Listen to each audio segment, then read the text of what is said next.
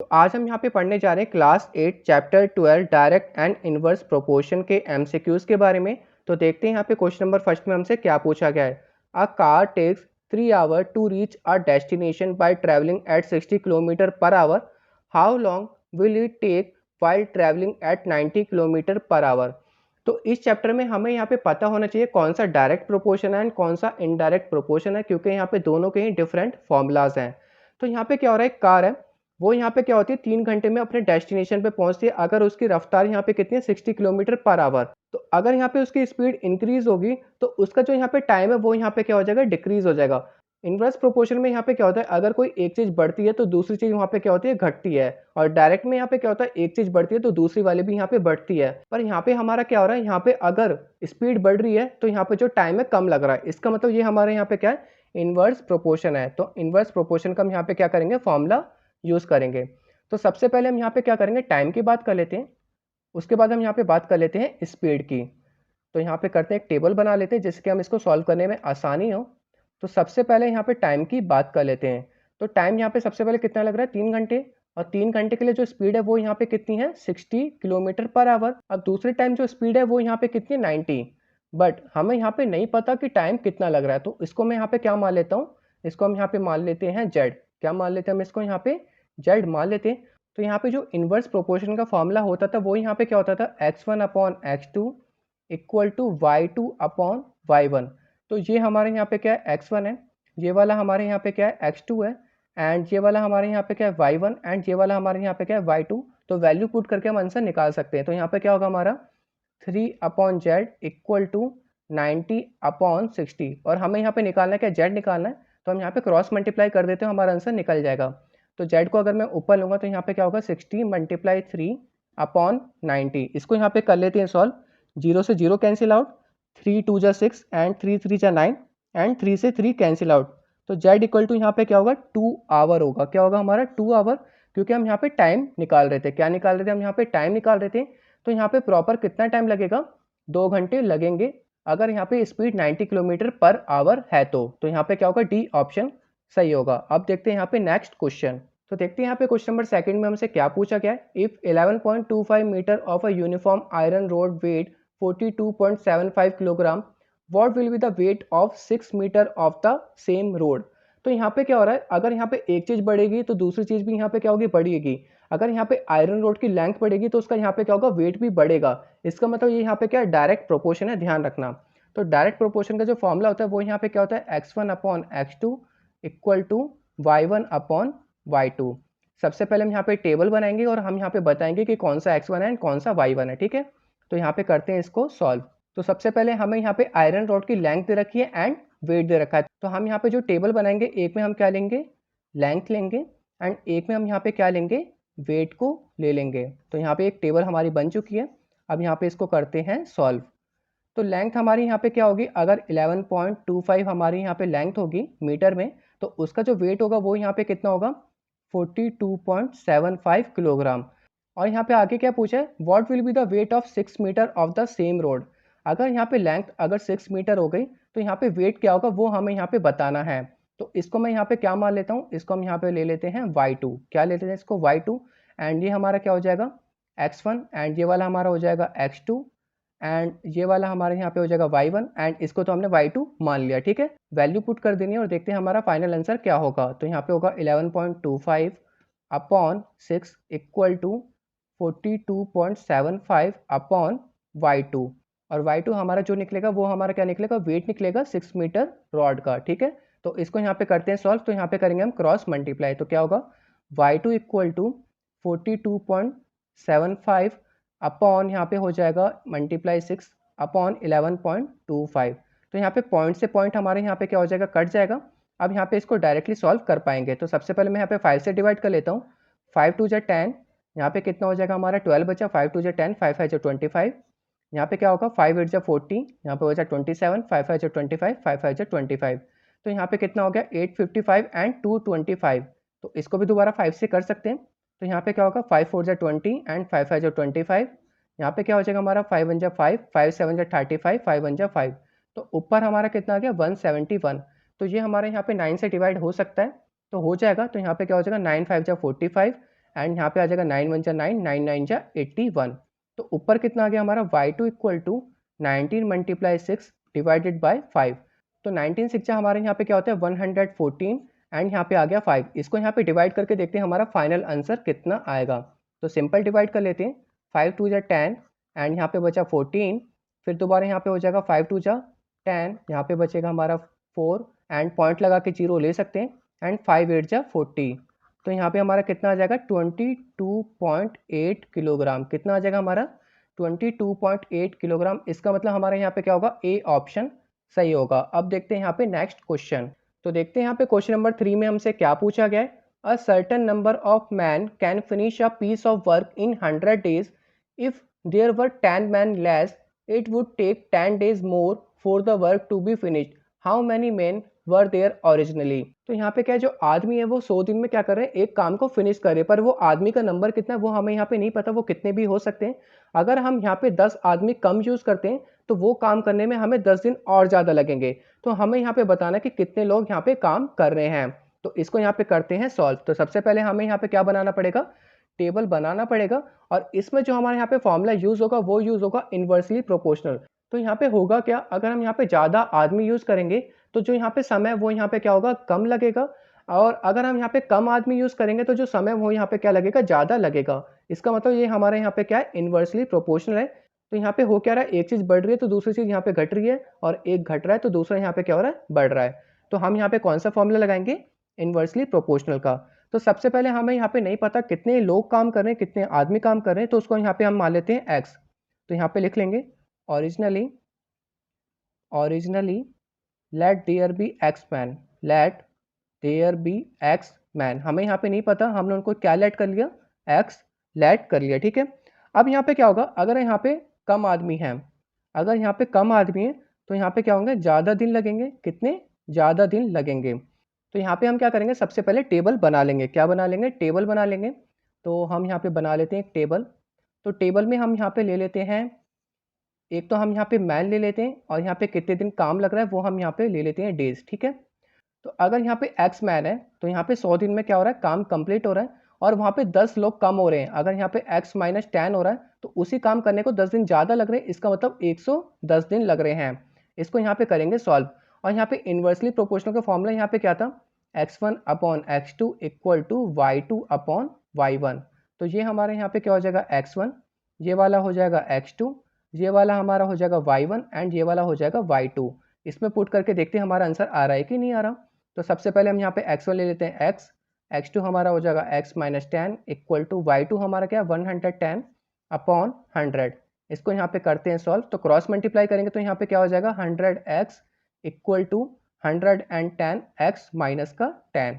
तो यहाँ पे क्या हो जाएगा 100x equal to 110x minus का 1100, ठीक है। इसको यहाँ पे सॉल्व करके देखते हैं हमारा आंसर आ रहा है कि नहीं आ रहा।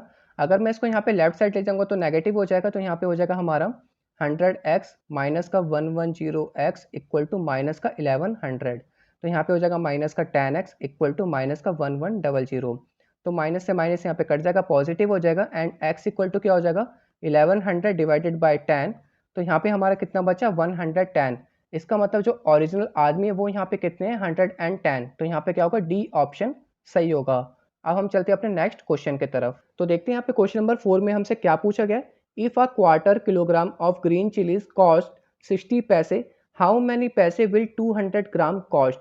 तो सबसे पहले हमें यहाँ पे पता होना चाहिए क्वार्टर होता कितना है। तो क्वार्टर जो होता है वो यहाँ पे क्या होता है, किलोग्राम का चौथा हिस्सा होता है। जैसे कि 1 किलोग्राम में हमारे कितने होते हैं 1000 ग्राम होते हैं, और इसका चौथा हिस्सा हमारा क्या होता है, क्वार्टर होता है। अगर मैं इसको यहाँ पे डिवाइड करूंगा तो कितना आएगा, 4 2 जा 8, 4 5 जा 20 एंड 250। तो क्वार्टर का मतलब हमारा कितना हुआ 250 ग्राम हुआ। और हमें यहाँ पे एक्चुअल कॉस्ट किसकी बतानी है, 200 ग्राम की कॉस्ट बतानी है।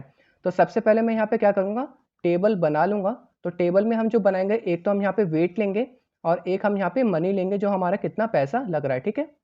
तो एक हम यहाँ पे ले लेते हैं वेट, और एक हम यहाँ पे ले लेते हैं पैसा, जो हमारा जो भी लग रहा है। तो वेट हमारे यहाँ पे कितना है 250 ग्राम। तो 250 ग्राम में हमारे यहाँ पे कितना लग रहा है 60 पैसा लग रहा है। कितना लग रहा है 60 पैसा लग रहा है। और यहाँ पे क्या बोला गया कि 200 ग्राम कॉस्ट कितनी होगी। तो यहाँ पे क्या होगा, वेट 200 ग्राम और कॉस्ट यहाँ पे कितनी होगी वो हमें यहाँ पे नहीं पता। तो इसको हम यहाँ पे क्या मान लेंगे y2। तो यहाँ पे हो क्या रहा है, हम यहाँ पे हरी मिर्ची खरीद रहे हैं। हम जितने ज़्यादा पैसा देंगे उतने ज़्यादा हमें हरी मिर्ची मिलेगी, और जितने कम पैसे देंगे उतने कम हरी मिर्ची मिलेगी। इसका मतलब ये हमारा क्या है, डायरेक्ट प्रोपोर्शन है। और डायरेक्ट प्रोपोर्शन का फॉर्मूला यहाँ पे क्या होता है, x1 upon x2 equal to y1 upon y2। ये हमारे यहाँ पे क्या है x1, ये हमारा यहाँ पे क्या है x2, एंड ये वाला हमारा यहाँ पे क्या है y1, एंड ये वाला हमारे यहाँ पे क्या है y2। इसको यहाँ पे कर लेते हैं सॉल्व। तो x1 हमारे यहाँ पे क्या होगा 250, एंड x2 हमारे यहाँ पे हो जाएगा 200, y1 हमारे यहाँ पे क्या है 60, एंड y2 का y2 ही हमने लिया था, तो y2 यहाँ पे रहेगा और यहाँ पे हो जाएगा क्रॉस मल्टीप्लाई। ठीक है, तो y2 ऊपर गया एंड 200 इंटू 60, और y2 को रिप्लेस करेगा 250। इसको यहाँ पे करते हैं सॉल्व। तो 0 से 0 कैंसिल आउट, एंड यहाँ पे 5 से डिवाइड करेंगे तो 5 5 जा 25, 5 4 जा 20, 0, एंड यहाँ पे हो जाएगा 5 1 जा 5, 5 8 जा 40। तो यहाँ पे कितना हो जाएगा y2 इक्वल टू 8 6 जा 48 पैसे। तो हमारा आंसर कितना आएगा, 48 पैसे आएगा। ए ऑप्शन हमारे यहाँ पे क्या होगा, सही होगा। अब देखते हैं यहाँ पे नेक्स्ट क्वेश्चन। तो देखते हैं यहाँ पे क्वेश्चन नंबर 5 में हमसे क्या पूछा गया है। A typist can finish typing 3 pages in 5 minute. तो एक टाइपिस्ट है, वो यहाँ पे क्या करता है, 3 पेज 5 मिनट में यहाँ पे टाइप कर देता है। How many minute does it take him to type 10 pages. तो यहाँ पे क्या होगा, ये डायरेक्ट प्रोपोर्शन होगा, क्योंकि यहाँ पे क्या लगेगा, जितना टाइम इंक्रीज होगा उतनी ज़्यादा वो यहाँ पे क्या करेगा, पेज टाइप कर पाएगा, और जितना उसे कम टाइम मिलेगा उतने ही पेज वो कम टाइप कर पाएगा। तो डायरेक्ट प्रोपोर्शन का जो फॉर्मूला होता है वो मैं यहाँ पे लिख देता हूँ। वो होता है हमारे यहाँ पे x1 upon x2 equal to y1 upon y2। तो सबसे पहले हमें यहाँ पे एक टेबल बनानी है जिससे कि हम आसानी से सॉल्व कर पाएँ। तो सबसे पहले हम यहाँ पे बनाएंगे पेज, कि कितना पेज लग रहा है एंड यहाँ पे कितने टाइम लग रहा है। ठीक है, तो यहाँ पे हम बना लेते हैं, सबसे पहले ऊपर लिख लेते हैं पेज एंड नीचे लिख लेते हैं टाइम। ठीक है, तो 3 पेज के लिए 5 मिनट लग रहे हैं, तो 3 पेज के लिए 5 मिनट लग रहे हैं, और टाइम यहाँ पे आप लिख सकते हो इन मिनट। ठीक है, इन मिनट, क्योंकि मिनट में लग रहा है। तो 3 पेज में 5 मिनट लग रहे हैं, एंड यहाँ पे 10 पेज में कितने मिनट लगेंगे, तो यहाँ पे हमारा क्या हो जाएगा, y2 हो जाएगा। अब यहाँ पे क्या करते हैं, सिंपल सिंपल वैल्यू पुट कर देते हैं। ये हमारा x1 है, ये हमारा क्या है x2, ये वाला हमारा y1 है, एंड ये वाला हमारा y2 का y2 रहेगा, जो कि हमें निकालना है। तो y2 जो हम निकालेंगे, इसका मतलब क्या निकालेंगे कि 10 पेज यहाँ पे कितने टाइम में वो टाइप कर लेता है। ठीक है, तो यहाँ पे करते हैं सॉल्व। तो x1 हमारे यहाँ पे क्या है 3, x2 हमारा 10, y1 हमारा 5 है, एंड y2 तो y2 ही है। अब यहाँ पे करते हैं क्रॉस मल्टीप्लाई, तो y2 ऊपर जाएगा एंड 3 इसकी जगह रिप्लेस हो जाएगा, एंड 5 मल्टीप्लाई 10, तो 5 मल्टीप्लाई 10, एंड y2 की जगह यहाँ पे आ गया 3। इसको यहाँ पे सॉल्व करेंगे तो कितना आ जाएगा, 50/3। कितना आ गया हमारे यहाँ पे 50/3। 50/3 को यहाँ पे डिवाइड करेंगे तो कितना होगा, यहाँ पे होगा 3 1 जा 3, यहाँ पे बचा 20, 3 6 जा 18, फिर यहाँ पे आ जाएगा दोबारा 20, पॉइंट लगा के हमें यहाँ पे 0 ले लेना है। 3 6 जा 18, फिर दोबारा यहाँ पे आ जाएगा 20, तो 16.66 कुछ समथिंग आएगा। तो इसको हम आगे तक लेके जाएंगे तो यहाँ पे कितना हो जाएगा 16.67, हम इसको मान सकते हैं। क्या मान सकते हैं, 16.67 मिनट्स। 16.67 मिनट्स, इसको यहाँ पे क्या लगेंगे, 10 पेज टाइप करने में लगेंगे, इसलिए यहाँ पे क्या होगा, हमारा ए ऑप्शन सही होगा। अब देखते हैं यहाँ पे नेक्स्ट क्वेश्चन। तो देखते हैं यहाँ पे क्वेश्चन नंबर 6 में हमसे क्या पूछा गया है। 6 workers complete a job in 8 days. तो यहाँ पे 6 वर्कर क्या करते हैं, 8 दिन में कोई भी काम खत्म करते हैं। How many workers are needed to complete the job 2 days in advance. तो यहाँ पे क्या करना है कि हमें और कितने वर्कर्स की जरूरत पड़ेगी कि जो काम हमारा 8 दिन में हो रहा है वो हमारा 6 दिन में हो जाए, मतलब 2 दिन पहले हो जाए। ये हमारे यहाँ पे क्या होगा, इन्वर्स प्रोपोर्शन होगा, क्योंकि यहाँ पे क्या हो रहे हैं, अगर यहाँ पे वर्कर को बढ़ाएंगे तो यहाँ पे जो टाइम फ्रेम है वो यहाँ पे क्या होगा, कम लगेगा, और अगर यहाँ पे वर्कर कम होंगे तो टाइम फ्रेम यहाँ पे क्या हो जाएगा, बढ़ जाएगा। इसका मतलब ये हमारे यहाँ पे क्या इन्वर्स प्रोपोर्शन है। तो इन्वर्स प्रोपोर्शन में होता है क्या, अगर यहाँ पे एक चीज घटती है तो दूसरी चीज यहाँ पे क्या होती है, बढ़ती है। हम यहाँ पे इसका फॉर्मूला लिख लेते हैं। सबसे पहले फॉर्मूला यहाँ पे क्या होता है, x1 upon x2 equal to y2 upon y1। तो यहाँ पे मैं सबसे पहले टेबल बना लूंगा। तो टेबल में हमें यहाँ पे क्या बनाना है, एक तो हमें वर्कर लेना है, और यहाँ पे कितना टाइम लग रहा है, कितने डेज लग रहे हैं। ठीक है, तो यहाँ पे करते हैं इसको सॉल्व। तो ये हमारा एक टेबल बन चुका है, एंड यहाँ पे वर्कर क्या है हमारे, अगर 6 वर्कर ले रहे हैं तो हमारा 8 दिन में काम खत्म हो रहा है। और हाउ मैनी वर्कर्स, हमें यहाँ पे कितने नीड होंगे कि हमारा काम जो है 6 दिन में ही खत्म हो जाए। तो 6 दिन के लिए हमें यहाँ पे कितने वर्कर चाहिए वो हमें यहाँ पे पता होना चाहिए।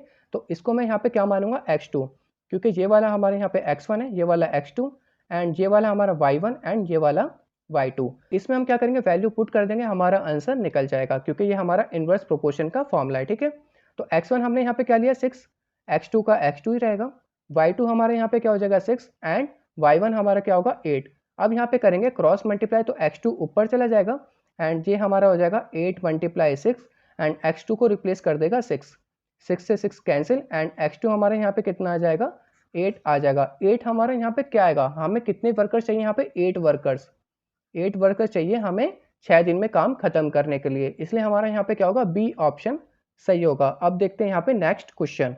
तो देखते हैं यहाँ पे क्वेश्चन नंबर 7 में हमसे क्या पूछा गया है, a supply of food last for a week for 25 families. तो यहाँ पे क्या हुआ, एक हफ्ते के लिए यहाँ पे 25 फैमिलीज का खाना बचा है। How long would it last if 5 more families are to be supplied. अगर यहाँ पे 5 फैमिली को और जोड़ दिया जाए तो जो हमारा खाना है वो हमारे कितने दिन चलेगा वो हमें यहाँ पे बताना है। तो यहाँ पे हो क्या रहा है, अगर यहाँ पे फैमिलीज बढ़ेगी तो खाना हमारा कम दिन चलेगा, और अगर यहाँ पे फैमिलीज घटेगी तो खाना हमारा ज़्यादा दिन चलेगा। इसका मतलब ये हमारा क्या है, इन्वर्स प्रोपोर्शनल है। और इन्वर्स प्रोपोर्शन का फॉर्मूला यहाँ पे क्या होता है, x1 upon x2 equal to y2 upon y1। तो सबसे पहले मैं यहाँ पे क्या करूँगा, टेबल बना लूँगा। टेबल में हमें यहाँ पे क्या लेनी है, फैमिलीज लेनी है, उसके बाद हमें यहाँ पे क्या लेना है, वीक लेना है, कितना वीक लगेगा, ठीक है। तो यहाँ पे करते हैं इसको सॉल्व। तो अगर यहाँ पे मैं फैमिलीज़ की बात करूँ तो यहाँ पे क्या है, हमारी 25 फैमिलीज़ है। 25 फैमिलीज़ के लिए जो हमारा एक वीक के लिए खाना है, अगर यहाँ पे 5 फैमिलीज़ और बढ़ गए तो यहाँ पे कितने हो जाएंगे, 25 + 5 30। और यहाँ पे कितने हफ्ते हमारा खाना चलेगा वो हमें यहाँ पे बताना है। इसको हम यहाँ पे मान लेते हैं y2, क्योंकि हमें यहाँ पे नहीं पता। तो ये वाला हमारा हो जाएगा x1, ये वाला हो जाएगा x2, ये वाला हो जाएगा y1 एंड y2 हमें यहाँ पे निकालना है, ठीक है। तो x1 कितना है 25, x2 हमारे यहाँ पे 30 है, y2 हमें यहाँ पे निकालना था, y1 हमारे यहाँ पे क्या है 1 है। तो y2 इक्वल टू यहाँ पे क्या हो जाएगा 25 अपॉन 30। तो इसको हमें यहाँ पे क्या करना है, सॉल्व करना है। देखते हैं यहाँ पे कितना आएगा, 5 5 × 25, 5 6 × 30। तो हमारा एक्चुअल आंसर कितना आ रहा है, 5/6 वीक्स। कितना आएगा, 5/6 वीक आएगा। इसका मतलब हमारे यहाँ पे क्या होगा, सी ऑप्शन सही होगा। अब देखते हैं यहाँ पे नेक्स्ट क्वेश्चन। तो देखते हैं यहाँ पे क्वेश्चन नंबर 8 में हमसे क्या पूछा गया है, 5 people can paint a wall in 5 hours. In how many hours can 3 people paint the same wall? तो यहाँ पे होगा क्या, अगर हम यहाँ पे लोगों को बढ़ाएंगे तो पेंट का जो यहाँ पे समय है वो यहाँ पे क्या होगा, कम लगेगा। अगर हम यहाँ पे लोगों को घटाएंगे तो पेंट करने का जो समय वो यहाँ पे क्या हो जाएगा, बढ़ जाएगा। इसका मतलब ये हमारे यहाँ पे क्या है, इन्वर्स प्रोपोर्शन है। इन्वर्स प्रोपोर्शन का फॉर्मूला आपको पता होगा, वो हमारे यहाँ पे क्या होता है, x1 upon x2 equal to y2 upon y1। तो सबसे पहले हम यहाँ पे बनाएंगे टेबल। तो टेबल में सबसे पहले हमारा होगा यहाँ पे पीपल, कितना यहाँ पे हमारे लोग हैं, और यहाँ पे कितना टाइम लग रहा है, ठीक है। तो यहाँ पे हमने एक टेबल बना ली है, और यहाँ पे जो हमारे लोग हैं वो हमारे यहाँ पे कितने 5 हैं। तो 5 लोग यहाँ पे 5 घंटे में काम खत्म कर दे रहे हैं। तो यहाँ पे जो हमारे 3 लोग हैं वो हमारे यहाँ पे कितना टाइम लगाएंगे वो हमें यहाँ पे बताना है। तो इसको मैं यहाँ पे मान लेता हूँ y2। तो ये हमारे यहाँ पे क्या है x1, ये हमारे यहाँ पे क्या है x2, ये x1 था, ये हमारा x2 है, ये हमारे यहाँ पे क्या है y1 एंड ये हमें y2 निकालना है। तो इसमें पुट करके हम आसानी से निकाल पाएंगे। तो यहाँ पे क्या हो जाएगा, x1 5, x2 यहाँ पे 3 है, y2 हमारे यहाँ पे क्या है y2 ही रहेगा, एंड y1 हमारे यहाँ पे क्या है 5। तो हमें निकालना क्या था y2, तो y2 इक्वल टू कितना हो जाएगा 5 × 5 डिवाइडेड बाई 3। तो 5 5 से कितना होता है 25 अपॉन 3। तो इसको अगर मैं मिक्स्ड फ्रैक्शन में चेंज करूँगा तो कितना हो जाएगा, ये हमारा हो जाएगा 3 8 जा 24, 24 + 1 यहाँ पे क्या हो जाएगा 25। और इतना हमें यहाँ पे क्या लग रहा है, टाइम लग रहा है, समय लग रहा है, तो इसको हम आवर लिखेंगे। तो ये हमारा कौन सा ऑप्शन सही होगा, हमारा बी ऑप्शन सही होगा। अब देखते हैं यहाँ पे नेक्स्ट क्वेश्चन। तो देखते हैं यहाँ पे क्वेश्चन नंबर 9 में हमसे क्या पूछा गया है, John bought 9 books for 36 rupees. तो जॉन ने यहाँ पे 9 बुक्स खरीदे हैं 36 रुपीज़ के। हाउ मच शुड ही पे फॉर 5 सच बुक्स। तो यहाँ पे होगा क्या, जितने ज़्यादा वो बुक खरीदेगा उतना ज़्यादा अमाउंट उसको पे करना पड़ेगा, और जितने कम बुक वो खरीदेगा उतना कम अमाउंट पे करना पड़ेगा। इसका मतलब ये हमारे यहाँ पे क्या है, डायरेक्ट प्रोपोर्शन है। डायरेक्ट प्रोपोर्शन का यहाँ पे फॉर्मूला क्या होता है, x1 upon x2 equal to y1 upon y2। तो यहाँ पे हम क्या करेंगे, सबसे पहले एक टेबल बना लेंगे। सबसे पहले टेबल में हमें क्या लिखना है, बुक्स, एंड यहाँ पे वो कितना पे कर रहा है अमाउंट लिख लेते हैं, ठीक है। तो यहाँ पे इसका टेबल आसानी से बन जाएगा। तो यहाँ पे क्या हो रहा है, अगर वो यहाँ पे 9 बुक्स खरीद रहा है तो 36 पे कर रहा है। तो यहाँ पे अगर वो 5 बुक खरीदेगा तो उसे कितना अमाउंट पे करना पड़ेगा, उसको हम यहाँ पे क्या मान लेते हैं y2, क्या मान लेते हैं y2। तो ये हमारे यहाँ पे क्या है x1 है, ये हमारे यहाँ पे क्या है x2 है।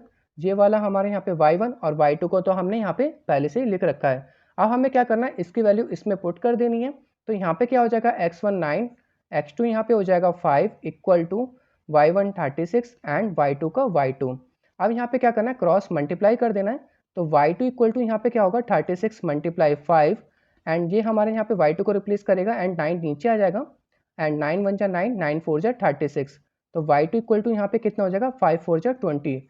तो वो यहाँ पे कितने रुपए पे करेगा, 20 रुपीज़ पे करेगा। इसका मतलब हमारे यहाँ पे क्या होगा, डी ऑप्शन सही होगा। अब देखते हैं यहाँ पे नेक्स्ट क्वेश्चन। तो देखते हैं यहाँ पे क्वेश्चन नंबर 10 में हमसे क्या पूछा गया है। A van travel 210 kilometre in 3 hours, how far can it travel in 5 hours. तो यहाँ पे एक वैन है, वो यहाँ पे 3 घंटे में कितना ट्रेवल कर दिया, 210 किलोमीटर। तो 5 घंटे में वो कितना ट्रेवल करेगी वो हमें यहाँ पे बताना है। इसका मतलब ये हमारे यहाँ पे क्या डायरेक्ट प्रोपोर्शन है, क्योंकि यहाँ पे जितने ज़्यादा समय लगाएगी उतना ज़्यादा वो यहाँ पे डिस्टेंस ट्रेवल आसानी से कर पाएगी। इसका मतलब यहाँ पे क्या लगाएंगे, हम डायरेक्ट प्रोपोर्शन का फॉर्मूला लगाएंगे। डायरेक्ट प्रोपोर्शन का फॉर्मूला यहाँ पे क्या होता है, x1 upon x2 equal to y1 upon y2। अब हम यहाँ पे क्या करेंगे, एक टेबल बना लेंगे। टेबल में हम यहाँ पे लिखेंगे ट्रैवल डिस्टेंस लिख लेते हैं, क्योंकि वो कितना यहाँ पे ट्रैवल करेगा और यहाँ पे कितना टाइम लगाएगा। इसका हम यहाँ पे एक टेबल बना लेते हैं। तो ये हमारा एक टेबल बन चुका है। तो यहाँ पे कितना डिस्टेंस उसने ट्रैवल किया, 210 किलोमीटर इन 3 आवर्स। तो यहाँ पे आगे क्या पूछा गया है कि 5 घंटे में वो कितना ट्रैवल करेगा। इसको हम यहाँ पे ले लेंगे x2। ये वाला हमारा यहाँ पे क्या है, x1 है। ये वाला हमारा x2 है। ये वाला हमारे यहाँ पे y1 है। ये वाला हमारे यहाँ पे क्या है, y2। तो इसकी वैल्यू हमें इस फॉर्मूले में पुट कर देनी है। तो यहाँ पे क्या होगा, x1 हमारा 210, x2 का x2 ही रहेगा, y1 हमारे यहाँ पे क्या होगा 3 एंड y2 हमारे यहाँ पे क्या हो जाएगा 5। तो x2 यहाँ पे क्रॉस मल्टीप्लाई करके देखते हैं कितना निकलेगा। तो यहाँ पे क्या हो जाएगा 5 मल्टीप्लाई 210 डिवाइडेड बाय 3, क्योंकि x2 को रिप्लेस कर देगा 3 एंड x2 ऊपर पहुँच जाएगा। तो यहाँ पे क्या होगा, हमारा डिवाइड करने पे 3 1 जा 3, 3 7 जा 21, तो यहाँ पे आ गया 70 एंड x2 इक्वल टू 7 5 जा 35 एंड 0 का 0। तो यहाँ पे हमारा कितना डिस्टेंस कवर कर लेगा, 350 किलोमीटर। कितना करेगा यहाँ पे, 350 किलोमीटर। इसका मतलब हमारे यहाँ पे क्या होगा, ए ऑप्शन सही होगा। तो होप आपको यहाँ पे सारे MCQ समझ में आ गए होंगे। Thanks for watching.